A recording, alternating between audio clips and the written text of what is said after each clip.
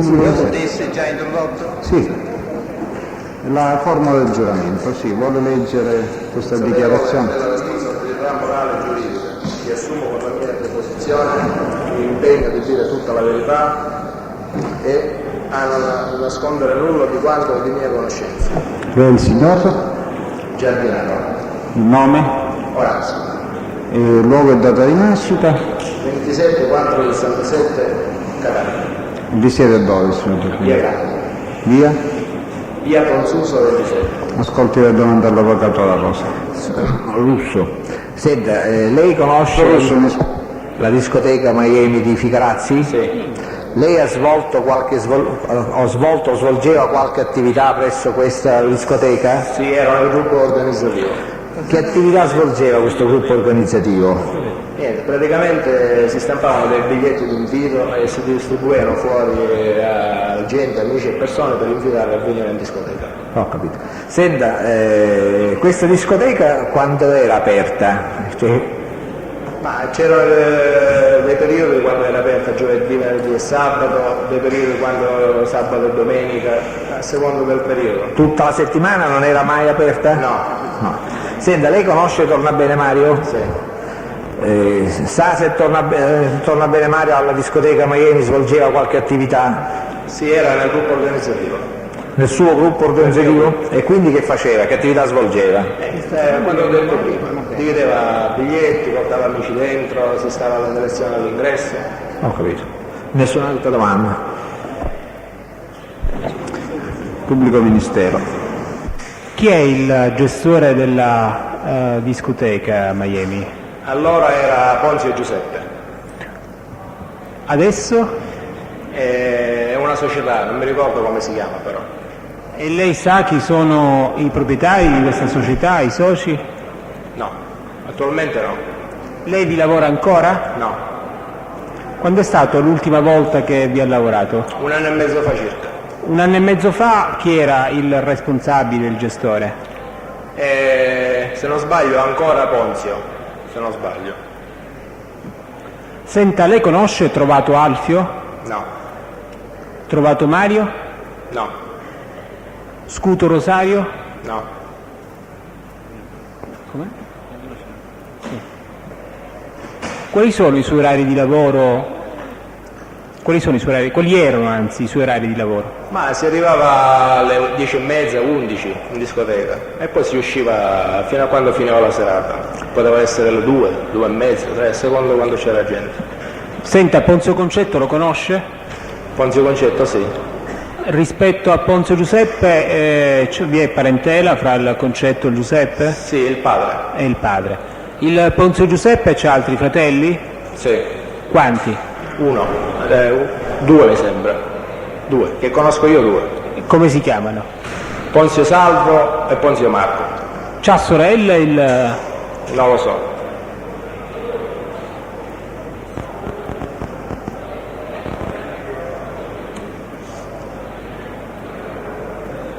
Lei sa se il Ponzio Giuseppe c'ha cognati? Sì, penso di sì. Penso di sì. Sa se qualcuno lavorava lì? In discoteca? Sì. No, in discoteca no. Al ristorante? Se non sbaglio sì. Ma non so se era lui il gestore, non lo so. Come si chiamava quello che lei vuole indicare? So il nome, il cognome non me lo ricordo. Il nome qual è? Alfio. Alfio. Il ristorante da chi era gestito?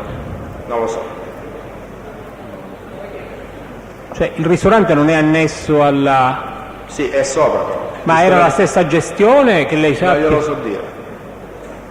Mentre che adesso è proprietaria una società, come ne è a conoscenza? Perché quando io ho smesso diciamo di fare questo gruppo organizzativo sapevo che doveva cambiare. Ma doveva cambiare in che senso? Cambiava gestione, il locale. Ma come si chiama questa società? Non lo ricordo, non lo so. Lei non sa quindi se fra i soci in maggioranza di questa società vi sia qualcuno dei Ponzio? No, attualmente no. Non lo sa o lo esclude? No, non lo so. Non lo sa. Non lo so. Abbiamo finito, Presidente. Avvocato, altre domande? Per questa attività che retribuzione avevate? Per questa attività che lei svolgeva? Ma bisogna vedere l'incasso che faceva il locale. Una volta al mese ci regala qualcosa lui. Nessun'altra domanda? Può andare su intervenire. I testimoni dell'avvocato Sambataro. Io Francesco, Scialandello, Giovanni, Sciacchi, Francesco. Dottore Marino, lo venga a trovare.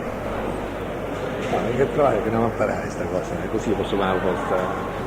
Indecente come quelle Sharon Stone. Non è Dio.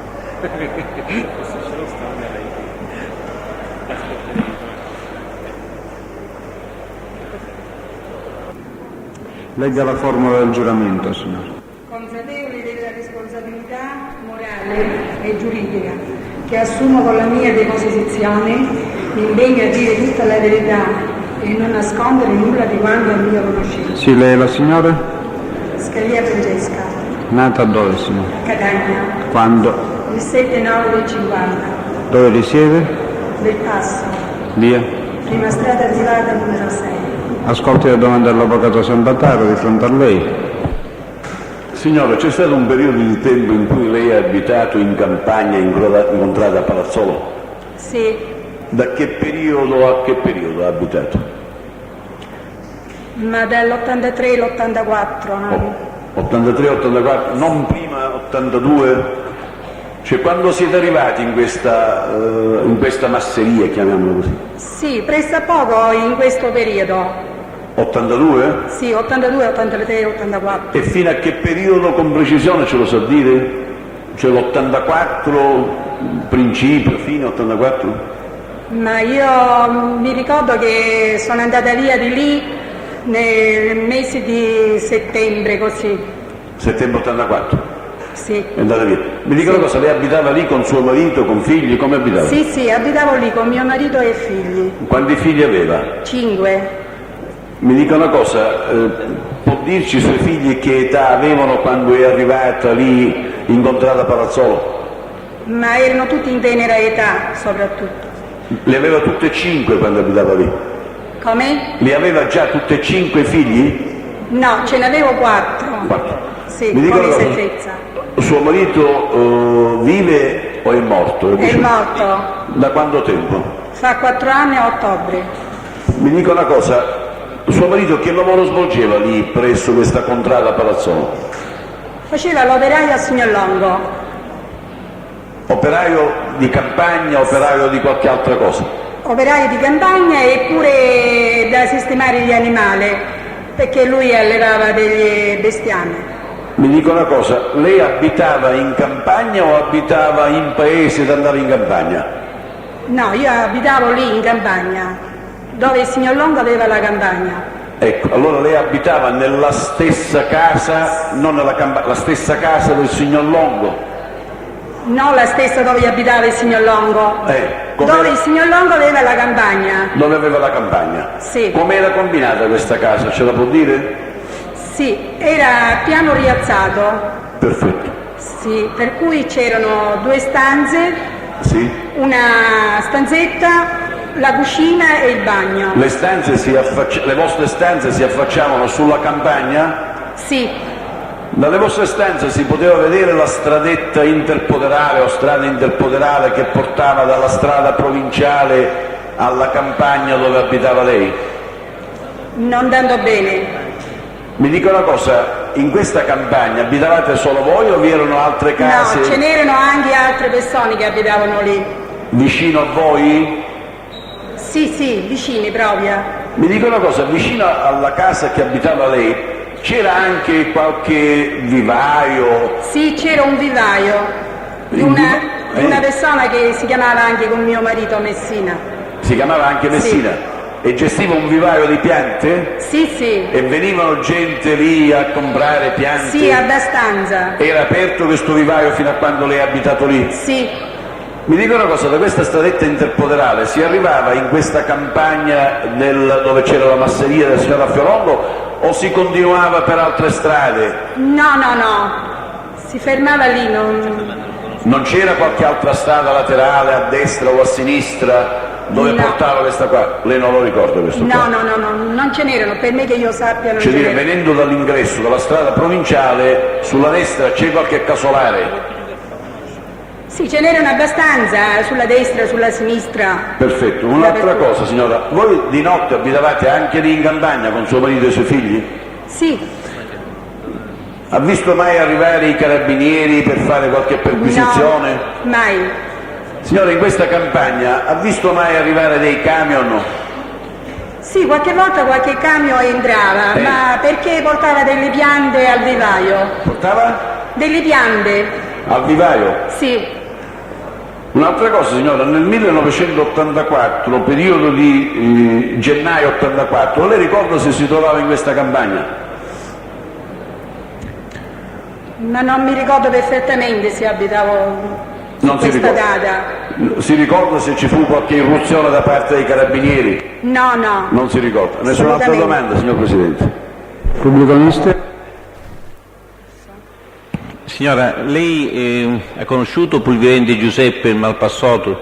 No, Mai sentito parlare?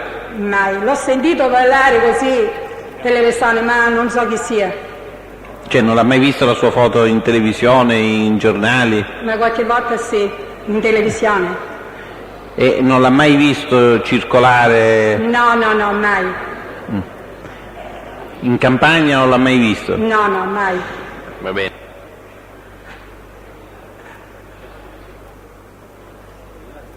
Possiamo licenziare il testo, avvocato? Può andare, signora. Grazie.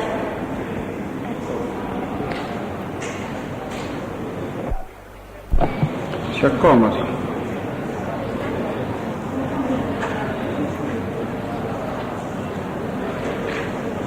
Legga la forma del giuramento. Consapevole della responsabilità morale e giuridica che assumo con la mia deposizione, mi impegno a dire tutta la verità e non nascondere nulla di quanto a mia conoscenza. Lei è il signor? Sciacca Sebastiano, Nato dove, signor Sciacca? per passo 26.148, Ci siede? per passo 83.66. Si avvicina al microfono e risponde alle domande dell'avvocato Sambataro. Signor Sciacca, lei è proprietario di qualche terreno o di una casa in qualche campagna vicino a Belpasso? Sì, Ci può dire dove si trova? Contrada Scala Palazzolo. Questa proprietà, questa casa, è vicina a una casa del signor Longo Alfio? Sì. Mi può descrivere come si arriva a casa sua? Dunque c'è una famosa masseria grande, una strada che scende, poi si gira a destra per andare a casa mia e subito a sinistra. Cioè, dire, E entrando... alle spalle della casa del signor Longo. Perfetto. Entrando dalla strada provinciale che porta a Paternò, Sì, vi è un cancello. Com'è questo cancello? Chiuso, aperto? sempre aperto. Mi dica una cosa, entrando da questa strada, vi sono altre strade che si possono percorrere? Da questa strada entrando prima di arrivare alla masseria sì, ce n'è una a destra in cui ci sono parecchie abitazioni in fondo. Quando si arriva alla masseria, a destra della masseria esiste qualche piantagione, vivaio, uffici? E alle spalle della masseria, E si entra da quale strada? sempre da quella, dalla Mi medesima. dica una cosa, vicino alla masseria c'è qualche altra strada percorribile dove c'è una stanga, qualche cosa? No, Lei non ricorda? non c'è nessuna stanga, è percorribile, non è asfaltata ma comunque è percorribile. Lei conosce il signor Longoaffio? Sì, Sa che mestiere fa? macellaio. Faceva macellaio lì dove ha questa campagna o faceva il No, il macellaio? macellaio lo faceva a Paternò, in questa campagna c'ha un pezzo di vigneto se non vado errato e poi allevava del bestiame. Grazie, nessun altro domanda. Grazie. Pubblico ministero? Silenzio in aula, per favore. Lei conosce Pulvirente Giuseppe? No, non sa chi è. Non lo conosco.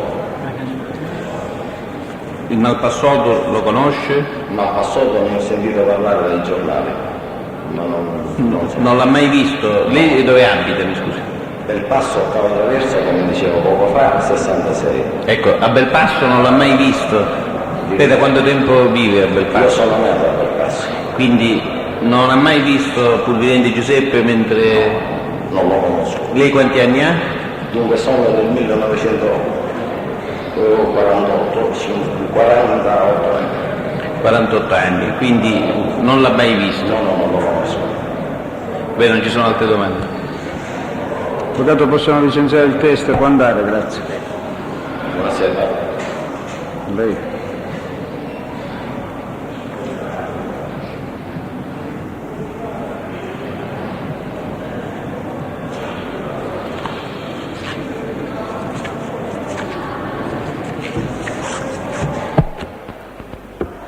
Altri testimoni, avvocato Sambataro?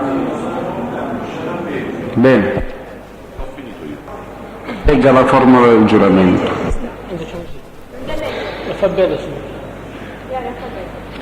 Chi è stato chiamato signor? Si avvicina al microfono, signor Sciambello. È stato chiamato qui oggi a rendere una testimonianza su fatti che dovrebbero essere a sua conoscenza e sui quali sarà interrogato dall'avvocato Sambataro. In ordine a questi fatti lei deve assumersi l'impegno di dire la verità e non nascondere niente di quello che sa, dica lo giuro. Avvocato Sambataro, scusi, lei si chiama, ha detto Sciambelli? Sciarambella Giovanni. Sciarambella Giovanni, dove è nato signor Sciarambella? A Paderno. A Paderno stesso. Quando? Nel 1927. Il giorno, 14 marzo. il giorno e il mese? 14 marzo. Dove risiede? Via Baracca. Si dichiara analfabeta. Sì. E l'avvocato Sambataro può procedere. Sì, poche domande. Signor Sciarambella, lei ha una casa in campagna? Sì, signora. Dove? In quale contrada? Dal limite qui stesso. Può rivolgersi all'avvocato. Ah? Si può, verso di me. Sono qui, signor Sciarambella. Vicino a chi? Al signor Longo? Come dice? Vicino al signor Longo Affio lei ha una casa in campagna? Sì. È la stessa casa o è una casa vicina? Ieri l'entrata, c'è l'entrata, che noi siamo vicino alla masseria, che c'è tanti passaggi, tanto di cabana e tanto di cabana. Ecco. Andiamo capace di Lo dica lentamente, ci sono molti passaggi, lei sta dicendo, Sì, signore. che portano parte verso di lei. Verso le cabane di me, perché io sono al limite con la masseria propria, cioè il proprietario del limite con la masseria e c'è la casa già. E c'è la casa. Lei da quanto tempo conosce il signor Longo Affio? Da quando sei una cattama proprietà, io ho signor da Intro 46. Lei è di dentro dal? Quando non ho cattama proprietà, perché poi il primo era Robes, la moto era Ambuso, ma non mani me, a poi c'è Robes e io fui mezzato, dopo stesso. Poi Ambuso, Robes mi fece la casa e poi ne venivo di proprietà. Si accattò l'uomo e mi accattò io al limite del stesso. Non può la signora Intro. Lei l'ha visto il signor Longo in questa masseria con la sua famiglia? Casa famiglia io veniva a mattina, veniva e poi se ne perché c'aveva la gianga a Paderno stesso. La macelleria? A macelleria, sì signore. Mi dica una cosa, lei quando si reca in questa masseria, da dove entra? Da quale strada entra? Io conosco io a Manritta, come se già stavo mangiando così, a Manritta già so io. Cioè dire, la strada entra dalla strada provinciale Catania-Paternò? No, che c'entra, la masseria propria. Ascolta, In la masseria. per arrivare nella sua masseria, lei entra da un cancello prima, no? Da una strada provinciale. Sto dicendo la strada principale che c'era. Sì. Già siamo alla strada principale. Uno si vede le pigna, siamo dopo il cancello. Allora non c'è masseria, al limite già sono con stesso e gioco c'è la io stesso. Perfettamente. Siamo al limite qui. Perfettamente. Lei perciò è al limite della masseria, Sì. per cui tutto quanto quello che avviene là vicino lei lo vede. Come? Lei vede quello che succede vicino alla masseria? Quando signor Gianni, sta lì, perché io avevo giardino e me ne aiuto a casa, giusto? Vicino alla masseria ci sono posti in cui si possono comprare piante, vivai. Sì. Ma compare Messina. Come? Ma compare Messina. È stato aperto, siamo tutti al limite. e questo vivaio è stato aperto fino a che tempo?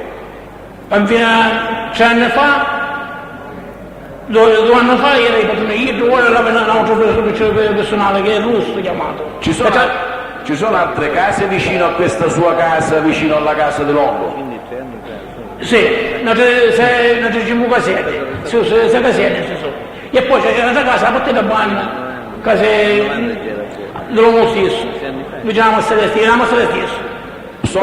Sopra dalla casa di Longo, nella masseria, ci abitava qualcuno?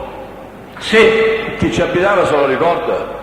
Si chiama Tino, che ci abitava qui. Il cognome se lo ricorda? Tino. Abitava lì con la famiglia? Sì, casa famiglia abitava da io. Abitava notte e giorno lì? Sì, che era sotto guardia di travagliare, che travagliava da stesso. Va bene, nessuna altra domanda, signor Presidente. Ci dobbiamo fare domande a questo. Pubblico Ministero? Può andare, signor Sarandelli.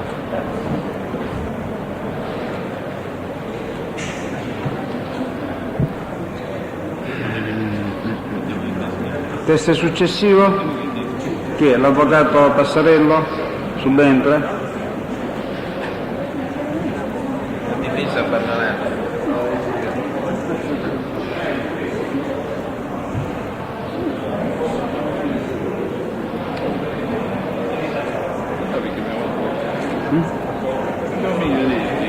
Quello si può sentire.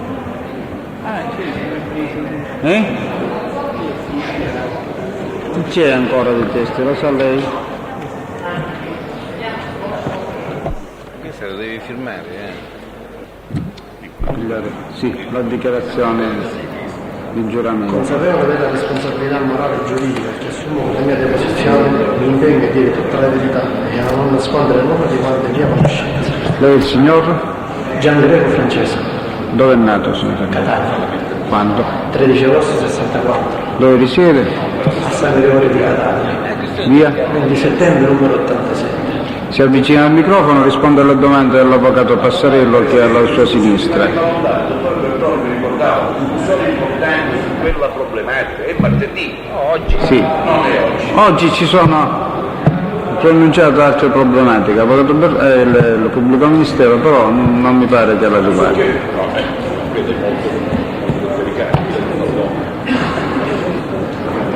Avvocato Passarello può procedere, sì. Presidente, ne approfitto per comunicare alla Corte che sostituisco l'avvocato Strano Tagliaveni anche nel corso di questa fase dell'udienza. Non che i difensori non presenti al momento in aula, visto che è rimasto. Posso, Presidente? Sì, certo. Sì, grazie. Che attività lavorativa svolge Ragionier Giangreco? Il ragioniere. Presso... In questo momento da nessuna parte perché sono stato licenziato. Al suo tempo presso la ditta Amalia. Presso la ditta Amalia. E precedentemente? Ho lavorato presso la ditta Matura. Senta, chi era nell'ambito aziendale, chi era il suo diretto interlocutore già con la ditta Matura? Il signor Tuccio Salvatore. Con riferimento alla Matura, come si finanziava la ditta Matura? Cioè aveva ingenti capitali propri o si finanziava in altro modo? Era una grande, ecco così completo il lotto delle domande, era una grande ditta, era una ditta a struttura artigianale? Ma quando io sono andato ad Aci Castello, il primo periodo mi occupavo di ben poca cosa, cioè della fatturazione, però per quello che potevo vedere era un'attività piuttosto, insomma, non una grande industria, sicuramente era molto artigianale. E quindi chiaramente per quello che potevo vedere insomma, si procedeva alla lavorazione di quantitativi di latte sicuramente non ingenti, però insomma sembrava una bella attività.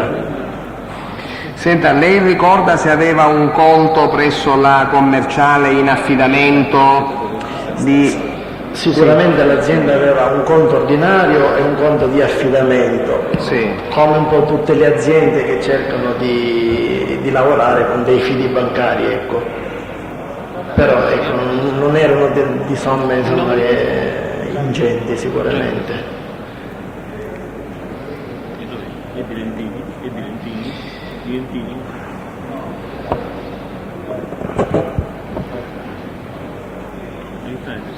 Lei ricorda se con la banca si faceva anche anticipare, sempre con la commerciale, il rimborso IVA per esempio, se lavorava anche in questo modo? Parlo della matura. Allora, praticamente l'azienda aveva ceduto il credito dell'IVA, poiché chiaramente si scaturiva una differenza di imposta fra l'IVA sugli acquisti e quella sulle vendite, e dato la poca celerità che l'ufficio IVA aveva per il rimborso di questi crediti, si procedeva a questo tipo di operazione, cioè si cedeva il credito a un istituto di credito, che in questo caso era la banca commerciale, e si otteneva una parte sicuramente.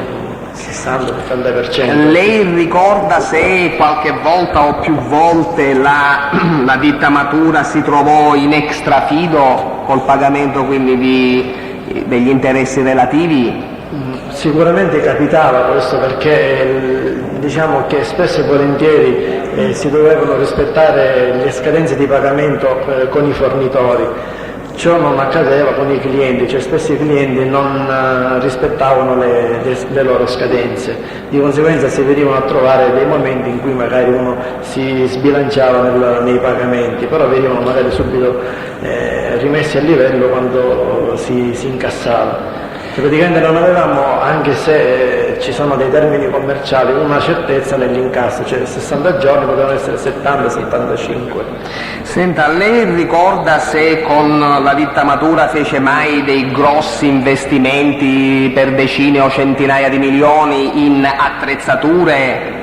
O se i macchinari erano frutto di piccoli investimenti? Parlo sempre come matura. La ditta matura, insomma, quando io sono andato lì non ha fatto acquisizione di beni strumentali, non ingenti in ogni caso, quello che poteva servire per il normale esercizio di una piccola attività.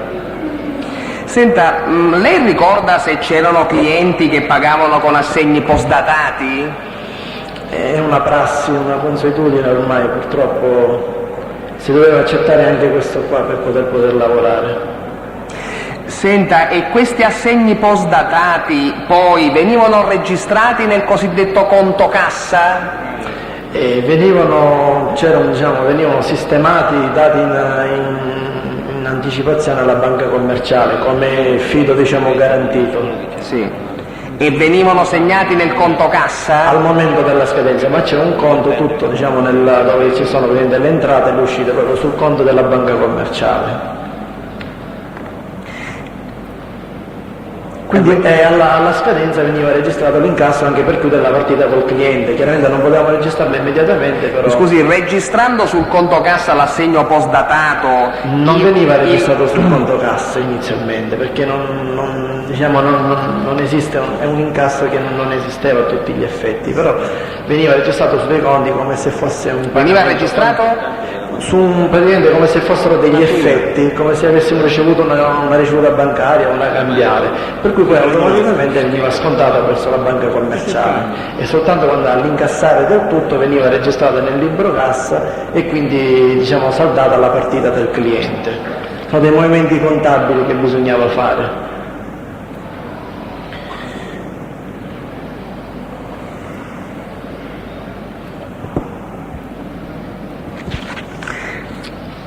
E senta, questi assegni postdatati venivano, quindi lei ricorda se venivano già anticipatamente versati in banca talvolta? Capitava che venivano presentati in banca a fronte di garanzie di extrafido, sì. E quanto vi anticipavano?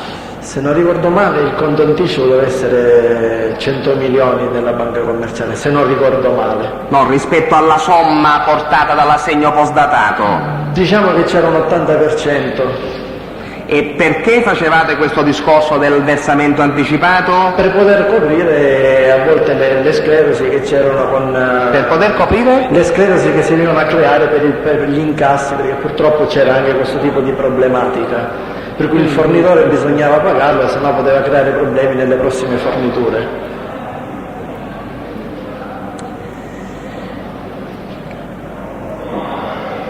Senta, alla scadenza poi praticamente la banca cosa faceva? Versava automaticamente nel conto ordinario il titolo e scalava praticamente, rimetteva in carreggiato il conto d'anticipazione, cioè dava la possibilità eventualmente di portare altri assegni, altri titoli a scadenza. E quindi a quel punto cosa succedeva sul conto cassa? Sul conto cassa io registravo praticamente l'avvenuto incasso dell'assegno e quindi il versamento nel conto ordinario. Ci sono delle contabili proprio di banca che fanno vedere questo tipo di movimento. Senta, lei conosce la ditta IMCO? IMCO? Sì, è la ditta del dottore Marchese. Uno dei soci della nuova società della Malia. Sì, e di che cosa si occupa o si occupava questa ditta IMCO? Ma da quello che ho potuto vedere di impermeabilizzazioni. Sì. Senta, e la Matura ha mai fatto dei lavori utilizzando questa ditta IMCO? Che lei ricordi? Che io sappia no. Come? Che io sappia no. Non ricorda dei lavori che furono fatti con riferimento ad una fossa settica, alla coibentazione di una fossa settica? Non è a sua conoscenza? Non è a mia conoscenza. Senta, lei ricorda se l'ufficiale sanitario del comune di Aci Castello vi fece dei rilievi in merito proprio alla problematica della fossa settica?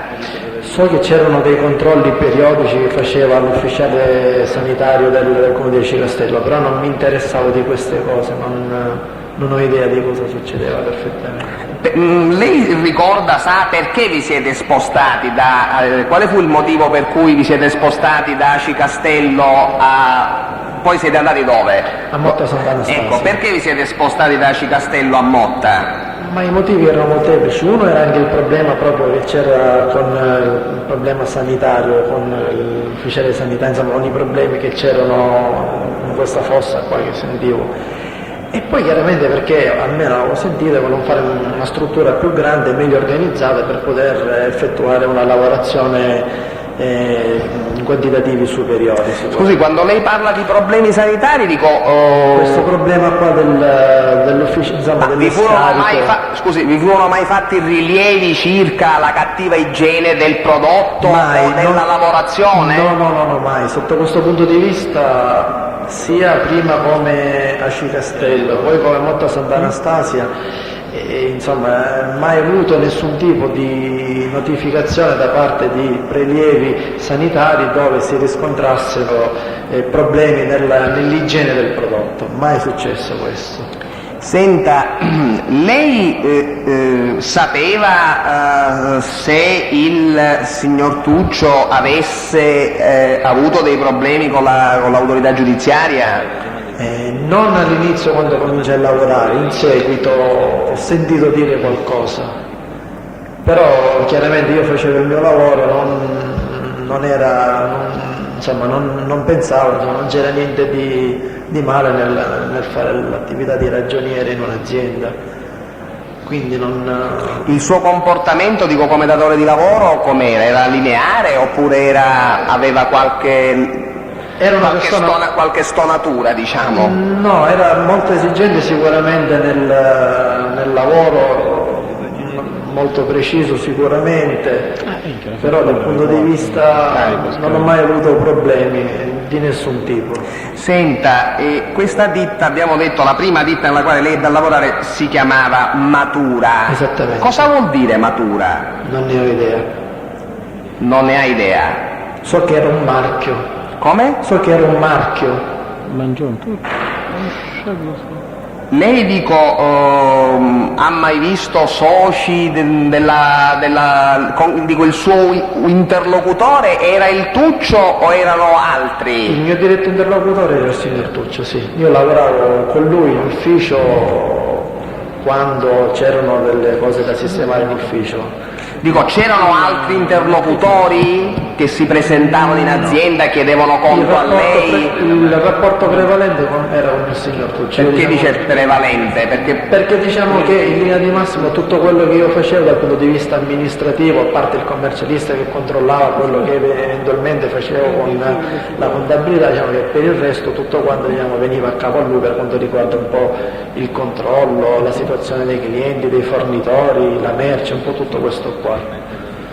Senta, lei ricorda se la Matura aveva difficoltà di approvvigionare con precisione ed esattezza tutti i clienti dell'azienda stessa, o seppure riusciva a sopperire a tutte le richieste? No, c'era questo problema, tant'è che spesso in ufficio si ricevevano le telefonate da parte dei clienti che contestavano magari il salto del passaggio o la merce consegnata che era inferiore a quella ordinata, però purtroppo c'erano anche dei problemi di approvvigionamento della materia prima, per cui spesso non si riusciva a produrre tutto quanto in giusta quantità. Lei ricorda se qualche volta si facevano anche doppi turni per cercare di sopperire a questo problema?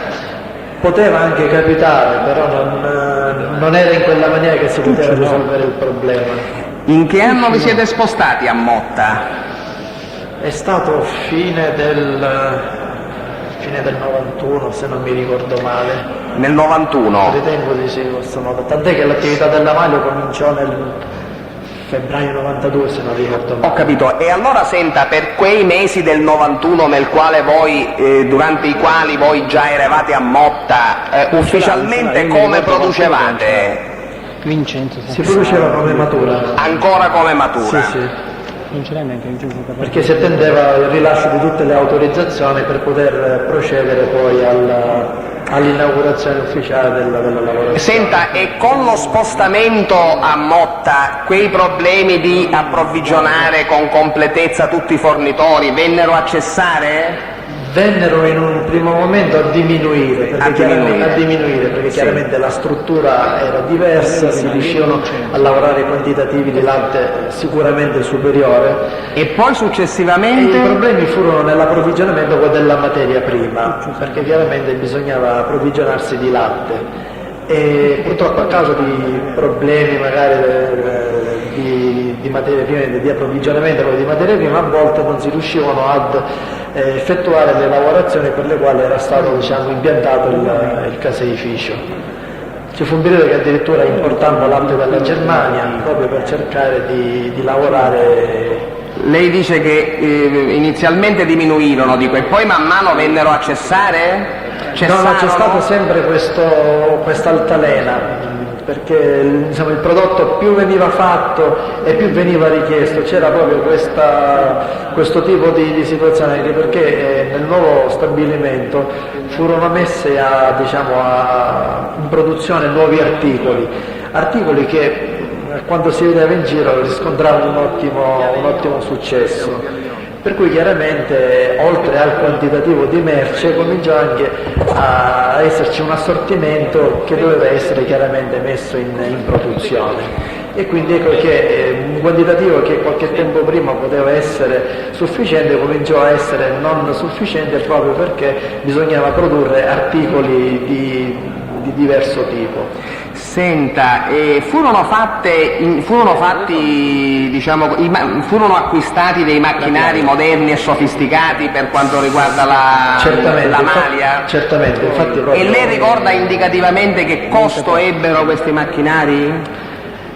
Il costo dei macchinari, se non ricordo male, superava sicuramente la cifra di un paio di miliardi. Un paio di miliardi. Però lì c'era praticamente in corso una pratica di finanziamento con l'IRFIS, con la legge 64. Si preparò questa pratica e fu presentata all'IRFIS proprio per avere un finanziamento proprio con questa legge. Infatti anche la nuova azienda fu creata proprio per fare un nuovo sito industriale. Da chi l'avete acquistati questi macchinari? La ditta come si chiama? Ma le ditte erano diverse, diciamo che il macchinario, diciamo, l'acquisto più grosso sicuramente fu fatto presso la CMT di Cuneo. CMT di Cuneo, sì. Senta, e la CMT di Cuneo pretese immediatamente il pagamento o vi diede delle dilazioni? No, la CMT di Cuneo ci diede possibilità di poter lavorare e di pagare con molta comodità questi macchinari, in attesa anche di questa legge, insomma, di questo finanziamento, per cui diciamo che ci furono parecchi d'aiuto come azienda. Senta, la Malia si può dire, è corretto dire che ereditò i vecchi rapporti bancari, la fiducia, diciamo, dei clienti della Matura? Il personale dipendente? Sì. Ci fu un passaggio da parte, diciamo, dalla Matura alla Malia, sì. Sicuramente sì. Come? Sicuramente c'è stato un passaggio dalla Matura alla Malia. Senta, lei ricorda se in occasione poi quando decollò, diciamo così, quindi lei diceva nel febbraio 92 la Malia, no? Ecco, avete avuto degli altri conti affidati presso gli istituti di credito con cui lavoravate? Certo. Di maggiore e se ricorda dica quali, certo. E presso quali istituti? Presso la banca commerciale abbiamo acceso poi, quando iniziò l'attività, un altro conto di anticipazione su crediti IVA, poiché aumentando il volume di lavoro automaticamente aumentava il volume di credito nei confronti dell'IVA, per cui essendo le cifre notevoli il problema di finanziamento era notevole, per cui abbiamo presentato delle domande presso la banca commerciale per dare in garanzia per esempio quest'IVA a fronte di una scopertura. Poi avevamo un'altra linea di credito con la Banca Agricola Etnea a fronte di anticipazione fatture. Lì praticamente noi davamo le fatture di alcuni gruppi commerciali e la banca previo delle letterine dove noi ci impegnavamo a versare nel momento dell'incasso il pagamento corrispettivo a quelle fatture, ci dava una percentuale di anticipazione su questi crediti. In seguito abbiamo avuto anche un'operazione di factoring con il Confactor, che è una finanziaria del Sigros. Praticamente noi la fatturazione del Sigros praticamente mandavamo a Milano. Il Sigros il Confactor ci anticipava una percentuale che era circa l'80%, faceva un bonifico, però noi praticamente non incassavamo più niente dal Sigros, cioè il Sigros, il pagamento relativo a quelle fatture lo corrispondeva direttamente al Confactor. Eventualmente c'erano delle differenze a nostro credito, il Confactor ce le accreditava. Quindi diciamo che ci autofinanziavamo con queste operazioni, con anticipazione di fatture e crediti sull'IVA. Ho capito, senta, e tramite tutte queste operazioni da lei citate, ricorda lei che tipo di liquidità riuscivate così ad avere? Per quanto riguarda il Confactor, mediamente in base alle fatturazioni, perché facciamo una fatturazione settimanale, riuscivamo ad avere dalle 70 agli 80 milioni settimanali, per esempio, soltanto col Confactor. Poi chiaramente dipendeva dalla settimana come erano andate le vendite, sì. O se eventualmente maturavano interessi, perché mai interessi e spese venivano subito detratte su queste anticipazioni. Il conto per quanto riguarda la Banca Agricola Etnea era di 200 milioni, per cui chiaramente fino a 200 milioni di fatture noi le presentavamo per avere questa liquidità. Tutto chiaramente dipendeva dal fatturato che si faceva. E per quanto riguarda la linea di credito con la commerciale? Stesso discorso, praticamente noi avevamo questi 200 milioni di fido sul conto ordinario più l'anticipazione per quanto riguarda abbiamo detto, questo credito sull'IVA. Senta, praticamente la fonte maggiore di uscite per quanto riguarda un'azienda come la vostra, qual è? Come costo? Come costo, sì. Il pagamento di che cosa? Inizialmente sicuramente la materia prima. La materia prima, ecco. Lei ricorda se avete preso proprio all'inizio quando decollò la Malia, avete come dire rinegoziato un attimo i termini di pagamento con i fornitori del latte? Con la Matura quanto li pagavate i fornitori? Ma in linea di massima i termini erano 60 giorni, sì. Però purtroppo il problema era che 60 giorni in pagamento sono 60 giorni, l'incasso del cliente anche se è 60 giorni questo tipo di problema, quindi si trovavano a volte delle difficoltà sotto questo punto di vista. Dico, lei ricorda se avete chiesto di dilazionare maggiormente il tempo per il pagamento del latte? Sì, fu chiesto questo per un determinato periodo e fu anche accordato, mi ricordo, però non fu una cosa che durò molto, anche perché chiaramente gli interessi bancari costano, sicuramente loro Ragusa aveva problemi anche loro per quanto riguarda la liquidità, di conseguenza c'erano sicuramente delle difficoltà sotto questo punto di vista. Senta, ragionier Giangreco, lei ha mai visto in azienda assembramenti, capannelli di persone estranee alla lavorazione o agli uffici degli stabilimenti? No, a parte che in lavorazione non era permesso entrare persone estranee. Sì. Negli uffici non mi risulta di questo. Ha mai visto armi per caso negli uffici o nei locali dedicati, dei locali dello stabilimento? No, mai. Come? Mai. È organizzativo. Presidente, per il momento mi fermerei. Pubblico Ministero. La Matura per quanto tempo ha avuto come sede quella di Aci Castello?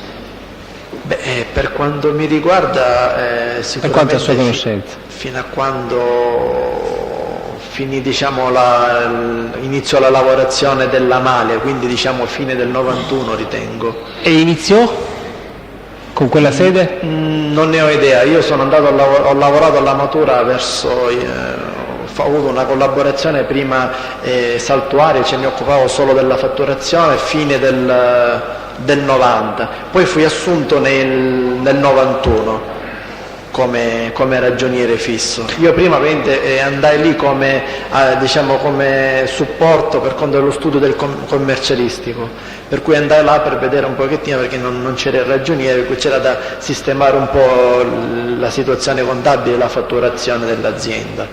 Quindi il mio rapporto cominciò a fine del 90 e inizio 91. Fino al 92 ha detto? Fino al 91 come per quanto riguarda la matura. Dopodiché fui assunto come Amalia quando iniziò la nuova società. Senta, gli scarichi dove erano della matura dell'azienda? Non ne ho idea. Lei sa se l'azienda disponesse di regolare autorizzazione sanitaria per gli scarichi? Per quanto riguarda la matura no, perché ripeto non mi occupavo di tutto quanto questo. Per quanto riguarda la Malia so che c'erano tutte le pratiche messe in autorizzazione sanitaria, tutte le autorizzazioni necessarie al fine dell'esercizio dell'attività, anche perché non avendo queste autorizzazioni non si poteva procedere a chiedere il finanziamento per la legge 64, per cui c'era molta... Lei ha parlato di Marchese Lorenzo, di cosa si occupava il Marchese? In quale ditta esattamente? Quando quelle volte che veniva in azienda un po' dell'amministrazione chiedeva un po' come andavano le cose. In quale ditta? La Matura o la Malia? Nella Malia.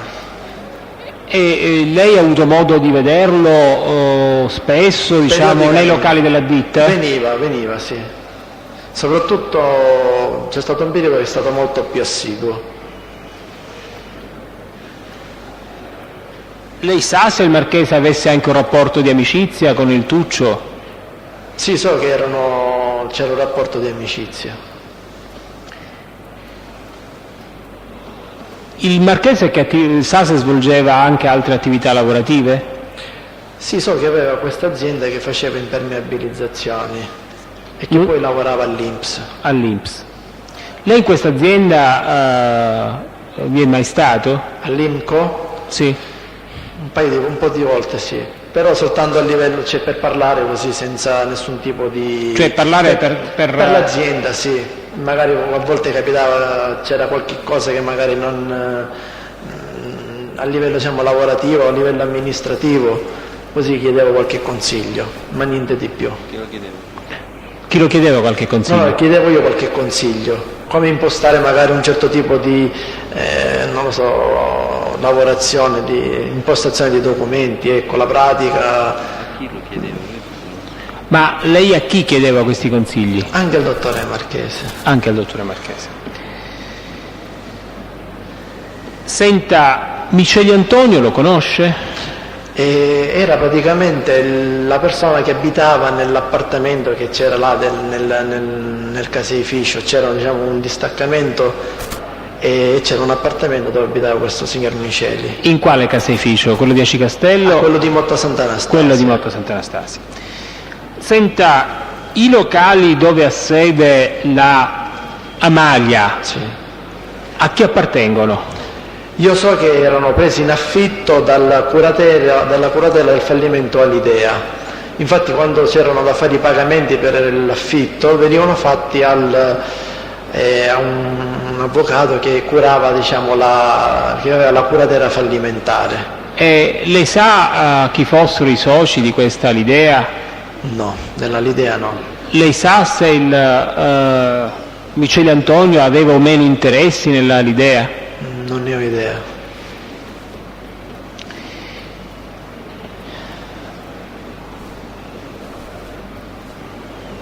Senta, la Matura o la Amalia disponevano di automezzi, cioè come azienda? Certo, avevano dei mezzi che servivano per la consegna dei prodotti.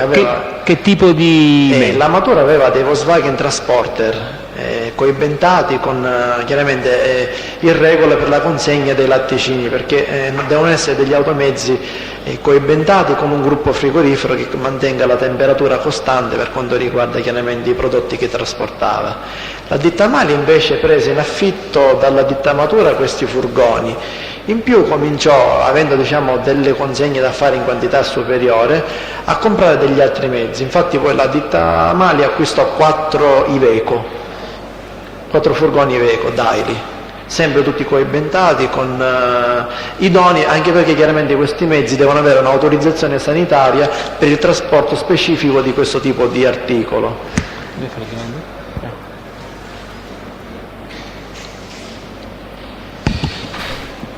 Mi scusi, a prescindere dai furgoni che mi pare di aver capito aveva la Malia e non la Matura come quantità, questi furgoni ai tempi in cui la società si chiamava Matura esistevano oppure no? Esistevano, erano dei transporter. Quindi, presi in leasing, c'erano dei leasing. Presi in leasing e quindi c'erano già precedentemente? Sì, nella ditta Matura. Ecco, che aumento, se c'è stato, di attrezzatura si è verificato dal momento in cui la denominazione era Matura al momento in cui la società prese la denominazione di Amalia? Beh, consideri che l'azienda Amalia costituita ex novo chiaramente ha acquistato tutto quello che è l'attrezzatura e il materiale per volevo sapere che tipo di attrezzatura in più c'era? Beh, in ogni caso, oltre che in più come quantità, c'era anche come quantità. Ecco, lei mi dica qualità e quantità. C'erano delle attrezzature che servivano per una lavorazione superiore come quantità di latte. E oltre che superiore anche diversificato, cioè praticamente noi avevamo 2 linee, una di pasta dura e una di pasta morbida, una che serviva per la lavorazione esclusivamente della mozzarella, una che serviva esclusivamente per la lavorazione di formaggi a pasta dura, tipo provola, queste cose qua, per cui mentre prima da Cicastello questo non c'era, questo poi a Motta Sant'Anastasia fu fatto. Ecco, ma in ordine di quantità, se lei è in grado di dirlo, quante attrezzature, macchinari in più vi erano rispetto alla sede di Aci Castello? Lei parla come numero fisico di macchine? Sì. Ma non è possibile parlare proprio come numero fisico, anche perché era una linea, per cui chiaramente una linea comprende per esempio... Siccome qualche altro test è riuscito a specificarlo, chiedevo se lei non è in grado. No, non è che non sono in grado, il discorso è da intendere in maniera diversa, perché per esempio una linea di filatura è un'attrezzatura, però comprende diversi tipi di macchinari, perché comprende la filatura, la vasca di rassodamento, la vasca del sale, sono tutte attrezzature che costano. E il numero di unità lavorative? Diciamo che in linea di massima superava le 30 unità, poi magari c'era qualcuno in più, qualcuno in meno, qualcuno che andava via. E alla matura? No, la matura, per quello che posso ricordare, se non sbaglio eravamo intorno alle 7-8 persone. 7-8 persone. Se non ricordo male. Siccome un altro test ha parlato di 50 persone più o meno alla maglia. No, 50 persone no, magari avevamo dei periodi in cui facevamo le promozioni e allora avevamo delle promoter, ma queste non potevano essere considerate delle persone che lavoravano per la maglia, perché erano con prestazioni occasionali, per cui venivano chiamate per quel periodo a lavorare o a città mercato o presso punti vendita per fare delle promozioni, quindi erano degli occasionali, non con contratto a termine. Lei sa come o da dove il Tuccio abbia recuperato questo denaro da investire nella nuova... Non ne ho idea.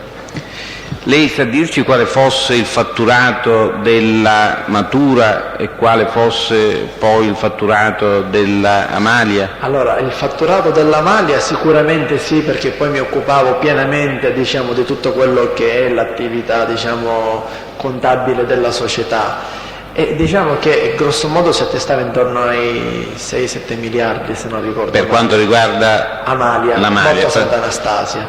Per quanto riguarda...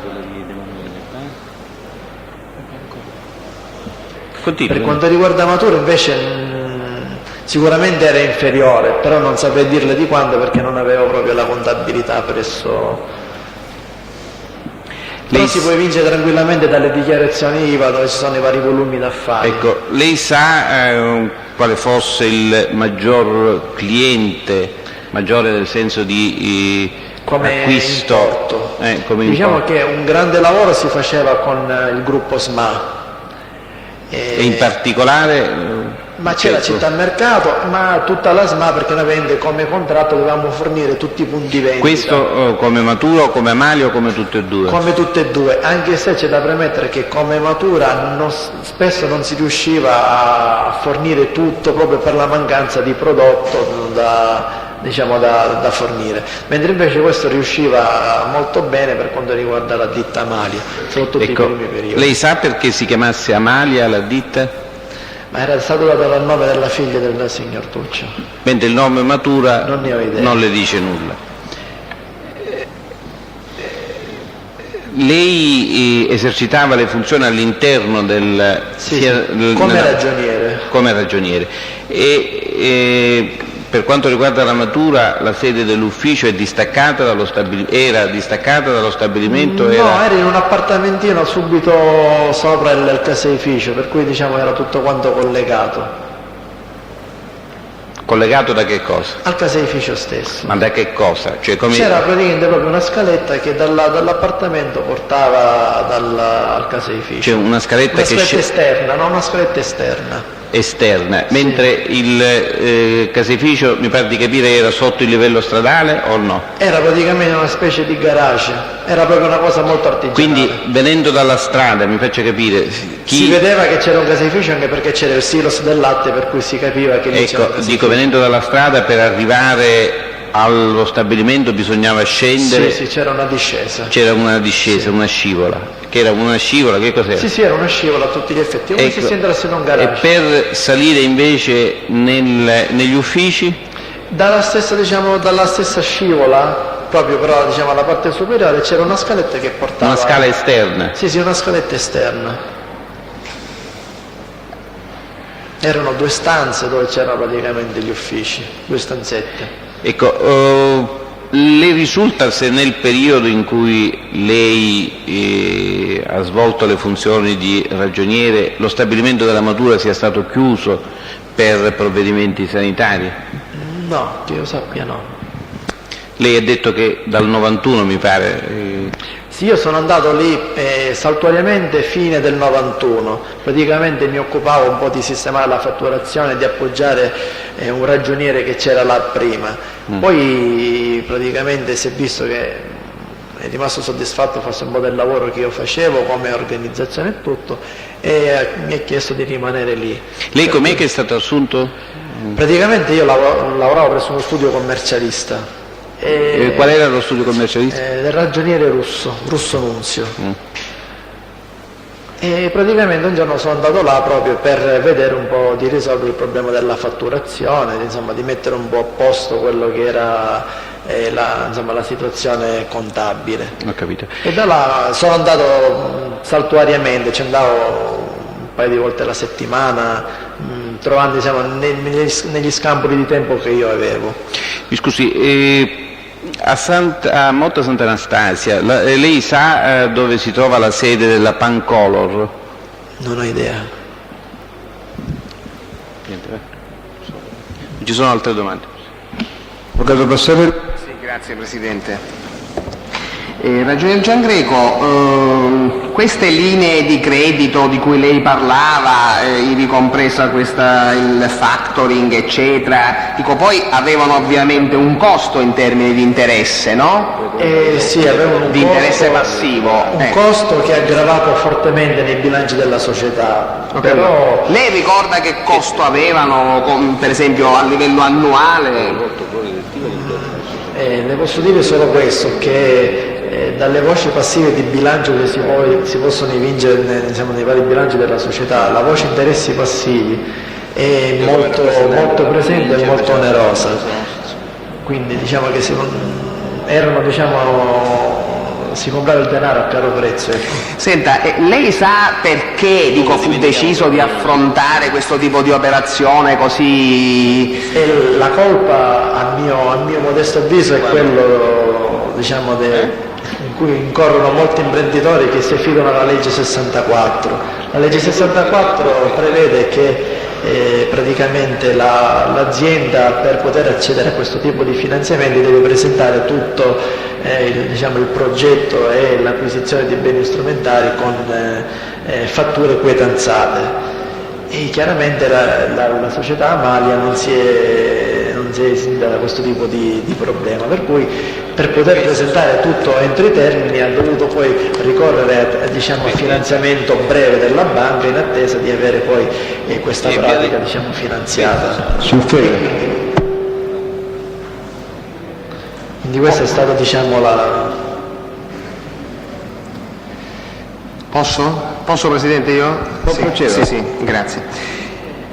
Ragioniere, senta, parlo della Malia, oltre al Tuccio Salvatore, chi erano gli altri soci della Malia per quello che di sua conoscenza? Dal libro dei soci, uno dei soci era appunto il dottore Marchese. Sì. E un altro era il signor Pizzimento, che era anche amministratore, e un altro era il signor Di Mauro. Senta, il signor Pizzimento si vedeva in azienda? Lavorava in azienda, si vedeva? Faceva l'amministratore. Faceva quindi a tutti gli effetti l'amministratore? Diciamo di sì. Il personale, per esempio, chi si occupava della gestione del personale, stipendi, eccetera? Facevamo tutto quanto noi in ufficio eravamo 3 elementi, ero io e altri 2, per cui bene o male ci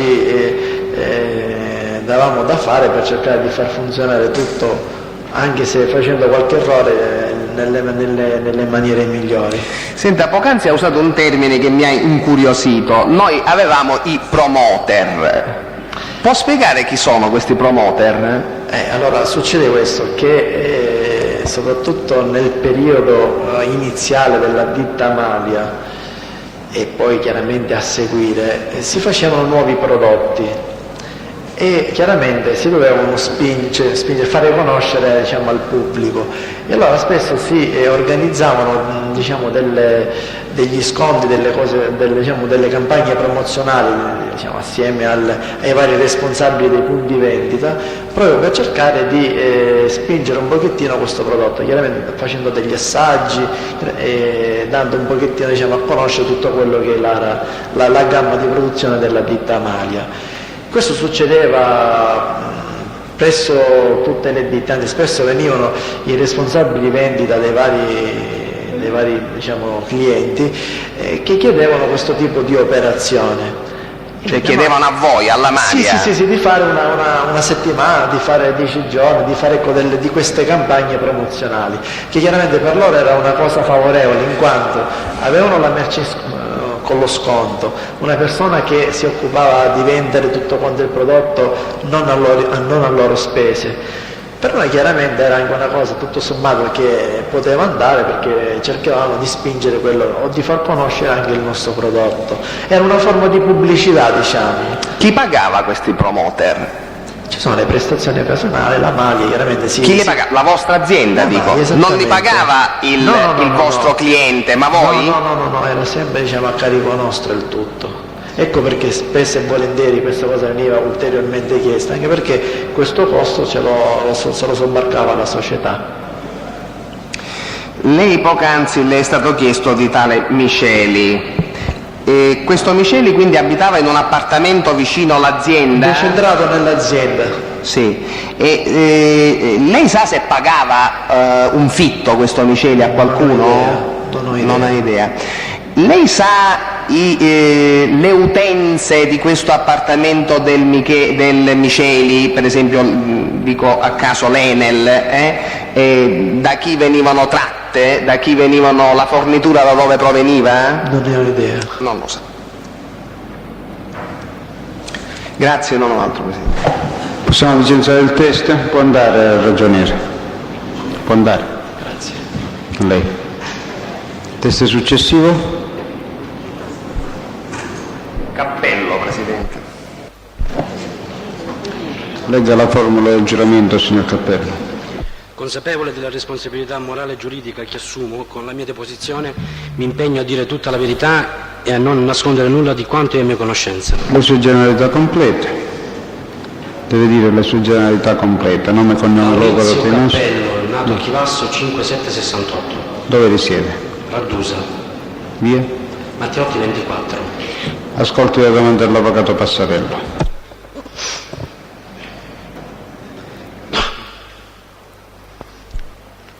Ragioniere Cappello, lei che attività lavorativa svolge?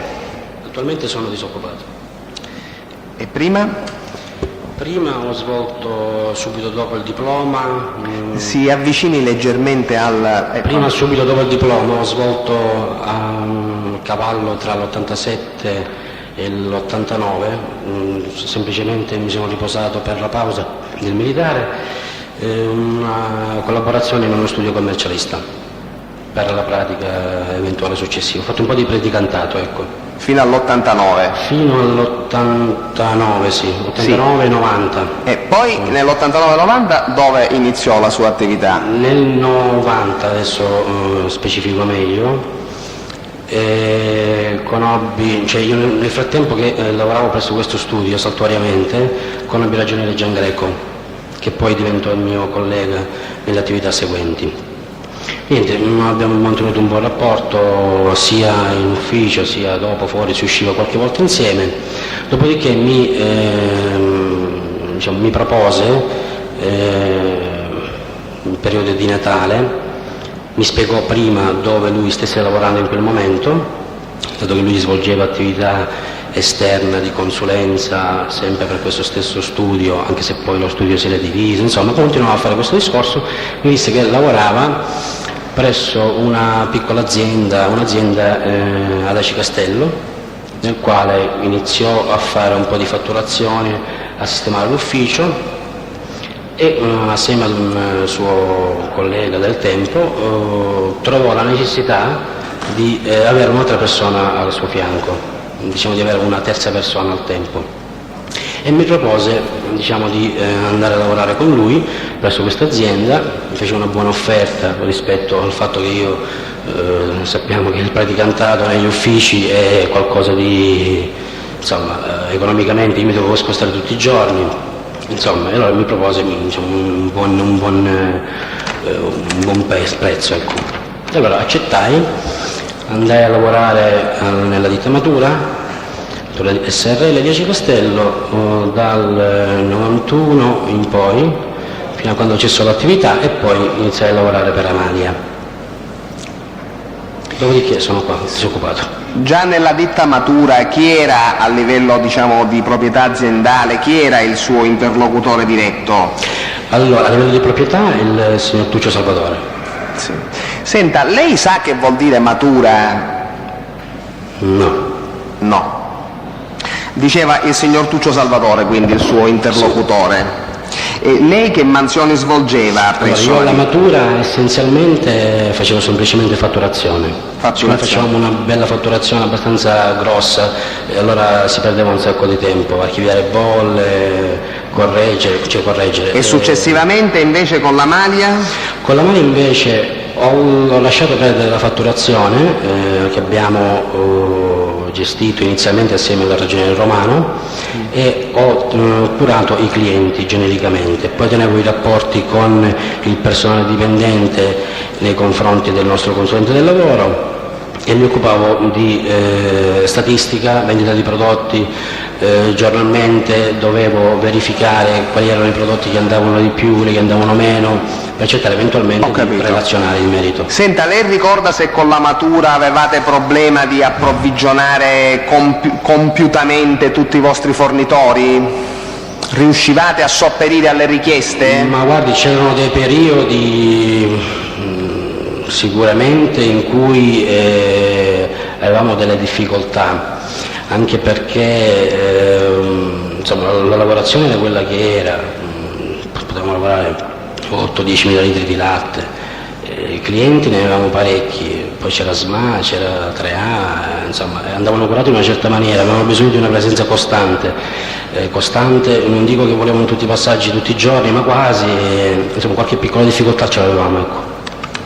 Già allora facevate offerte queste del tipo 3x2 o furono iniziate in periodo successivo? Con Matura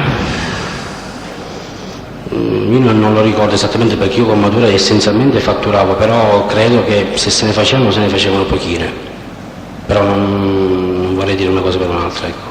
Non lo ricordo, dopo le ho seguite io, quindi riesco a ricordarlo meglio. Senta, queste difficoltà di approvvigionamento poi continuarono con la Malia oppure si attenuarono o cessarono poi con la nuova ditta, con la nuova azienda? Con la Malia noi abbiamo approntato una strategia di vendita diversificata, sia nei prodotti, abbiamo acquistato delle nuove buste di nuovi stampi presso la Grace Italiana, che era il nostro fornitore di buste. Presso? La Grace Italiana di Milano. Abbiamo provato a diversificare le vendite. Chiaramente vendere semplicemente ricotta, tuma e basta nei banchi, c'era un po' di squallore, allora abbiamo cercato di inventare qualche prodotto, per modo di dire, delle buste nuove, un marchio nuovo, e abbiamo iniziato ad inserire alcuni prodotti in alcune catene di distribuzione. E queste vendite particolari 3x2 venivano fatte poi con la Malia? Sì. Senta, e cosa comporta sul piano della redditività, della quantità di produzione questo tipo di vendita 3x2? Se si ha si aumentano? Non notevolmente. Ma di quanto secondo lei? Cioè in un punto vendita dove si vende normalmente, se poi si inizia... Con un 3x2 secondo me almeno raddoppiavamo. Almeno raddoppiavate. Anche perché noi le facevamo diversificate, nel senso che giravamo tutte le catene di distribuzione, per esempio SMA, allora facevamo una settimana, a seconda degli accordi, una settimana, 15 giorni si faceva in un punto vendita, si spargeva la voce, in un altro punto vendita successivamente lo si faceva e creava un bel giro, ecco. Lei ricorda di una manifestazione in occasione di un Natale che portò ad un particolare incremento di fatturato? Sì. Dove fu fatta? Fu fatta a Città Mercato di Catania, Palermo. E che anno era? Era il 1993 mi pare. No, scusi, Natale 92. Natale 92? Sì. E che risultato avete avuto sul piano del reddito, lo ricorda? Ma abbiamo avuto, noi mediamente fatturavamo intorno, così in periodi normali, intorno ai 450 a 600 milioni. Ricordo abbiamo fatturato intorno ai, se non ricordo mai, intorno a 1 miliardo o qualcosa in meno, 850.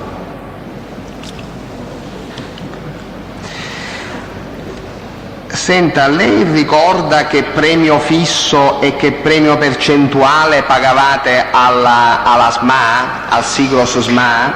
Allora, e se questo pagamento di premio percentuale aumentò nel tempo o viceversa diminuì? Allora, nel 1992, insomma eravamo intorno al 3%, sì. più 3 più 1 facevano.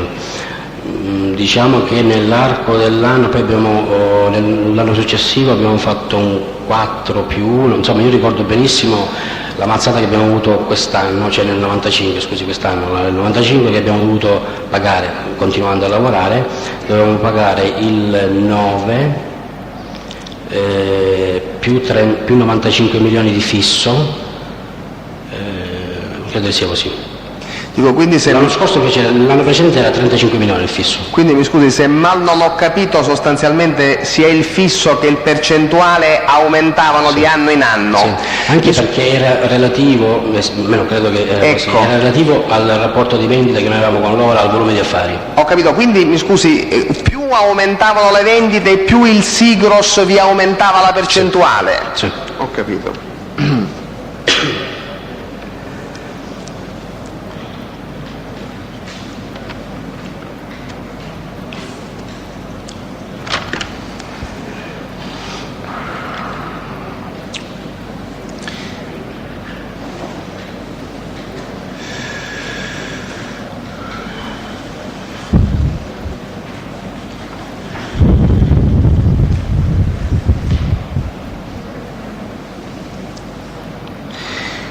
Senta, ragioniere, il vostro cliente più grosso, quali erano i vostri clienti più importanti?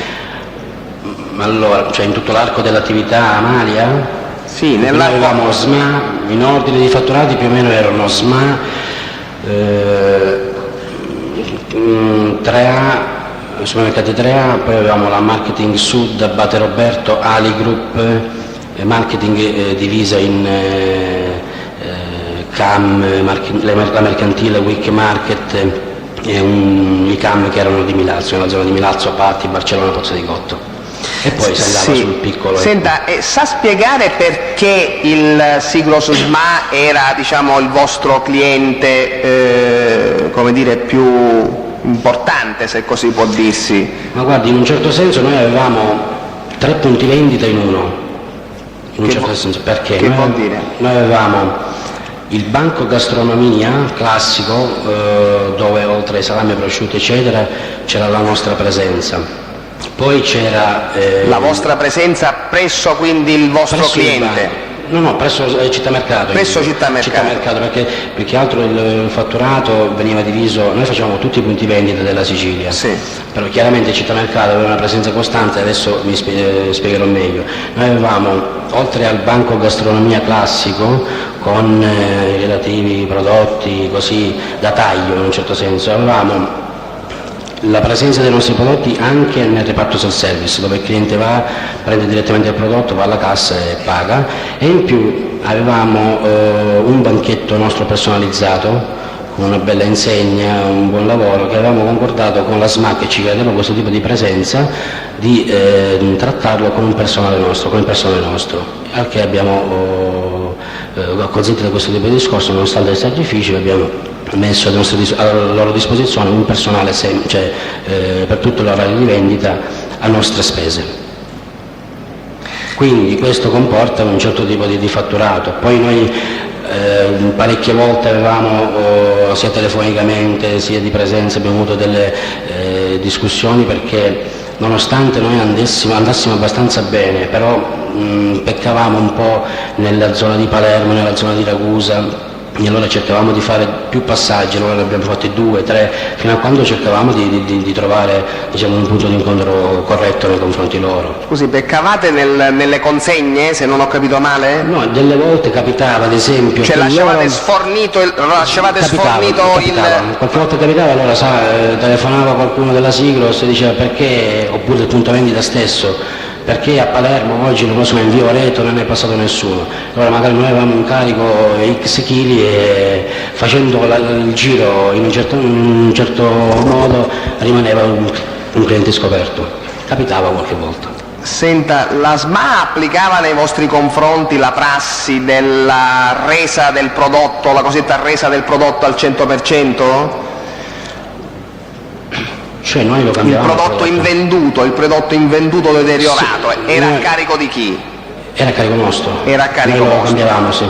E questo che cosa comportava per voi? Che decremento comportava? Noi, in termini percentuali sulla vendita, sì, intenderei, ma intorno al 3-4%.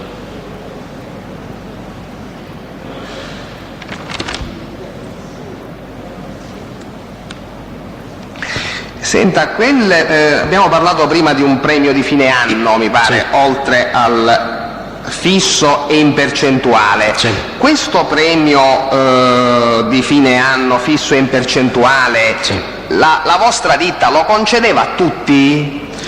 Allora, noi lo concedevamo alla SMA, poi sì, nel 92 e 93 con Torrisi l'abbiamo fatto, poi è diventato Marketing Sud, ricordo per esempio è stato nel 94 del 4%, poi lo facevamo con 3A, in più il 3A chiedeva un piccolo premio, lo chiamavano così, in riferimento alla nostra presenza nei loro supermercati, loro si facevano pagare anche il fatto che noi avevamo il nostro marchio esposto con dei cartelloni o nel banco, ad esempio facevano del volantilaggio e allora ci chiedevano un contributo, stessa cosa faceva oltre alla marketing, oltre a 3A faceva la Marketing Sud.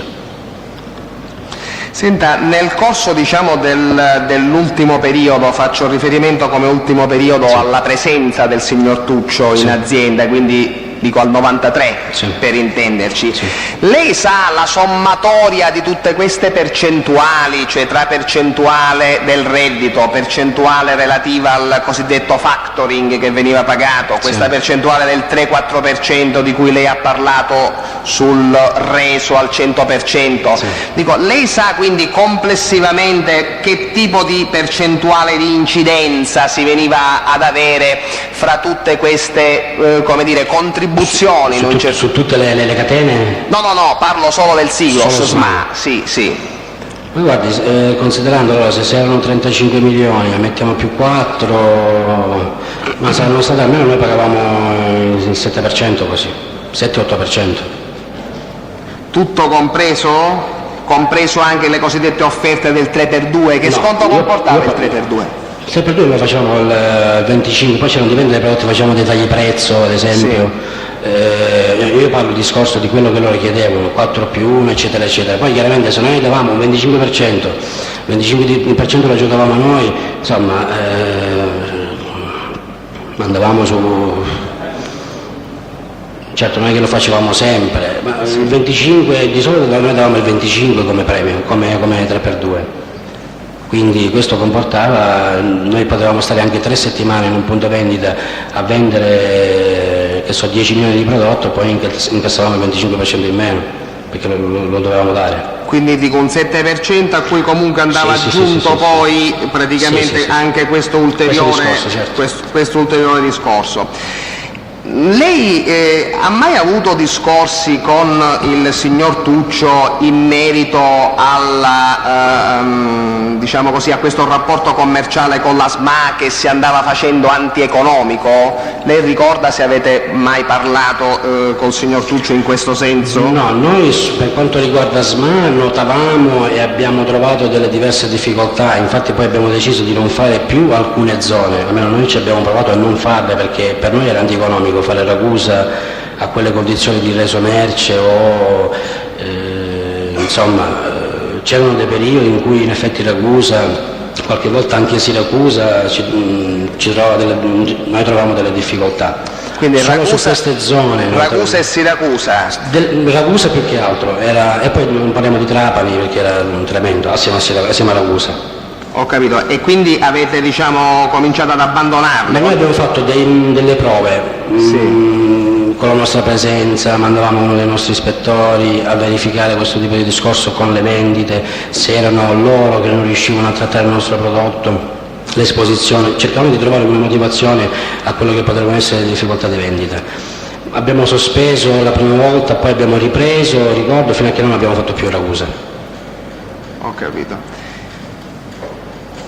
E dico, in quello stesso periodo in cui vi erano queste difficoltà con il Sigros SMA, lei ricorda se col Tuccio si discuteva circa le indicazioni da dare ai piazzisti per rivolgere attenzioni verso altri clienti? Cioè se vi fu questa direttiva, come dire, aziendale, cioè di cercare di diversificare verso altri clienti che non verso il Sigros SMA. Ma questo noi, cioè almeno anche io stesso lo consigliavo sempre ai viaggiatori, cercare sempre di trovare, cioè se un prodotto in una catena non va e noi il prodotto lo facciamo, cerchiamo di piazzarlo in un altro posto, cioè dire, curiamo, verifichiamo il motivo per cui il prodotto non va. Ripeto, talvolta l'esposizione oppure il prodotto veniva, come si suol dire, macchiato perché lo mettevano all'aria aperta, insomma delle volte erano anche i salumieri che ci creavano questo tipo di problema. Però direttive del tipo non andare più a Sigros in questo senso non esisteva. No, voglio dire di rallentare, io voglio dire di cercare di diversificare, non di non andare più, diversificare. Sì, no, non lo facevamo, con Torrisi l'abbiamo fatto con marketing, con 3A, poi c'erano dei prodotti che qualcuno preferiva, altri no. Ecco, quindi noi cercavamo periodicamente, abbiamo fatto anche delle offerte con il 3A, con delle persone che noi pagavamo, delle promoter, cercavamo un pochettino di far lavorare anche le altre catene. Lei ha mai notato persone strane nello stabilimento, capannelli di estranei, di persone sospette? No. Ha mai visto armi in giro, sempre nell'ambito dello stabilimento? Armi da taglio, perché noi tagliamo il pecorino, questo sì, il formaggio, però tutto lì. Il pubblico ministero. Soltanto due domande. La prima, tra i vostri clienti vi era anche la Super S? Super S sì. Quali stabilimenti della Super S?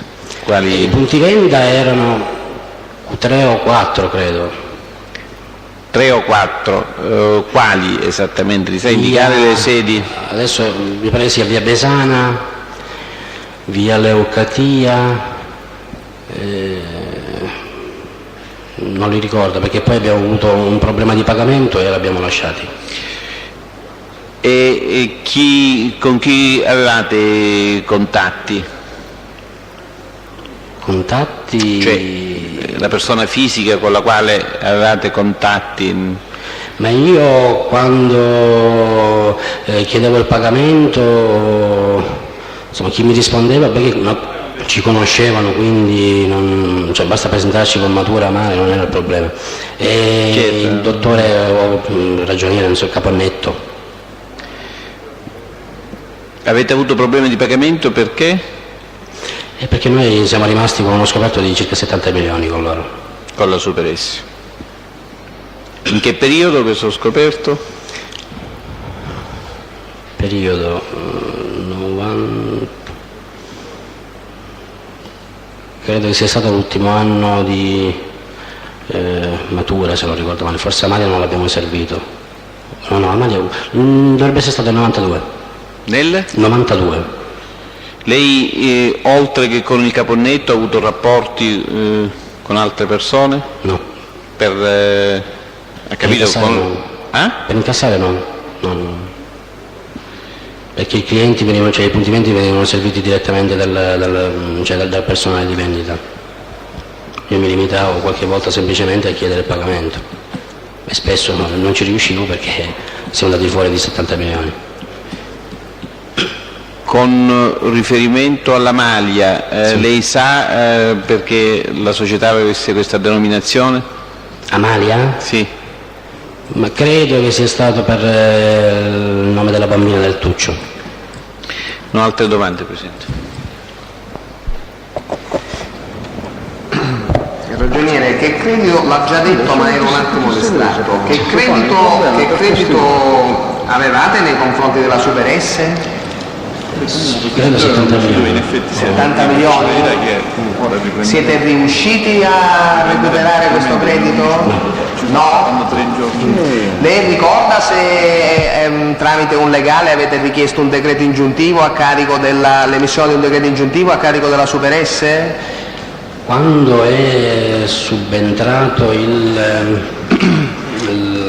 l'amministratore giudiziario, credo che inizialmente ci fu perché mi chiese tutti quelli che erano i clienti scoperti che non pagavano, che non avevano pagato, qualche operazione è stata fatta, però con loro credo che non è riuscita ad agire come con tanti altri clienti. Cioè tuttora la Maglia è quindi creditrice di questa somma? Dovrei vedere il bilancio, tranne che è stato, perché il bilancio non lo curavo io, tranne che è stato messo come perdita su crediti, in definitivo.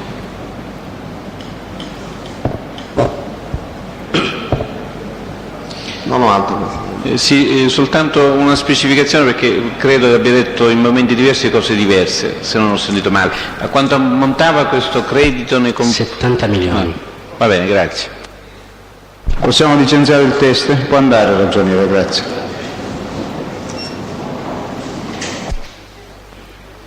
Ci sono altri testi?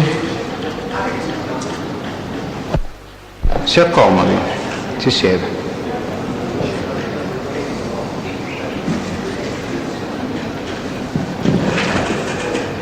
Legga la dichiarazione di giuramento.